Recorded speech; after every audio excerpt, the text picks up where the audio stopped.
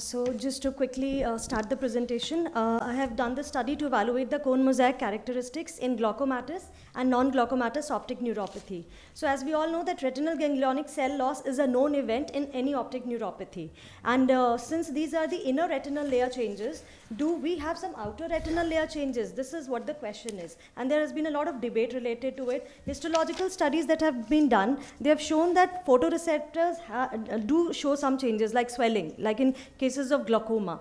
Now recently we have the adaptive optic technology, and that has actually shown the cone mosaic characteristics very nicely. So using this technology, there are few handful studies that have evaluated the integrity of photoreceptors, especially in glaucoma. Again, there are contradictory reports. So with this question in mind, that whether we have these outer retinal changes along with the inner expected retinal changes in optic neuropathies. So this was a cross-sectional study done at RP Center, AIIMS. Ethical clearance was obtained with the primary objective was to evaluate these cone mosaic characteristics in optic neuropathies and compare them with the age-matched controls. So what we assessed were the vision, the color, contrast, OCT, and cone mosaic characteristics. We, of course, did the anterior and posterior segment evaluation.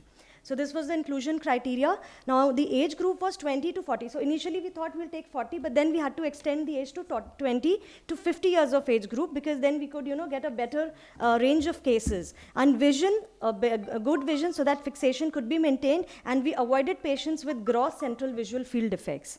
And this was the technology. The RTX1 retinal camera was used for the imaging, and we analyzed the data that was given was in terms of cell density, spacing, regularity, dispersion, and number of nearest neighbors. So these are the results. We enrolled 20 cases, 10 glaucomatous, 10 non-glaucomatous, and 10 control eyes. And what you can see is that in the first chart, the age, gender, vision, refractive error, and axial length all are matched in the cases as well as controls. Now this matching is important because photoreceptor density is affected not only by age but also by refractive error and axial length of the patient. Then you have a look at the color vision, contrast, RNFL, GCIPL. So all these are significantly affected in cases as compared to the controls. Now coming to the results of the adaptive optics imaging. Now this is a very complicated chart because AO gives you a large number of data points, and since we evaluated the cone photoreceptors at 2 degrees, 4 degrees, and 6 degrees fixation in all the 4 quadrants. So we have a lot of data, but just to summarize and simplify things, you see that be it a glaucomatous or non-glaucomatous, all the optic neuropathies, they showed a decrease in density, spacing, regularity, dispersion, and NN6 values at all the various points in nasal, temporal, superior, as well as inferior quadrant. So we do see that inner retinal, along with the inner retinal changes, the outer retinal changes were quite evident in optic neuropathies.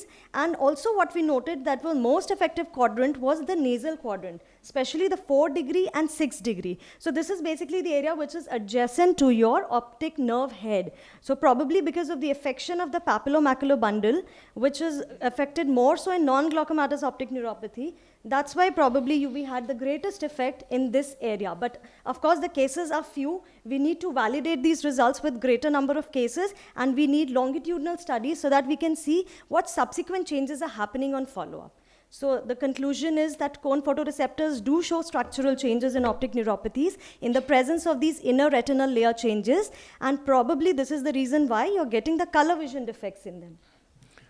Thank you for a very nice presentation, and I think more studies will need to be done to bring clarity to these aspects.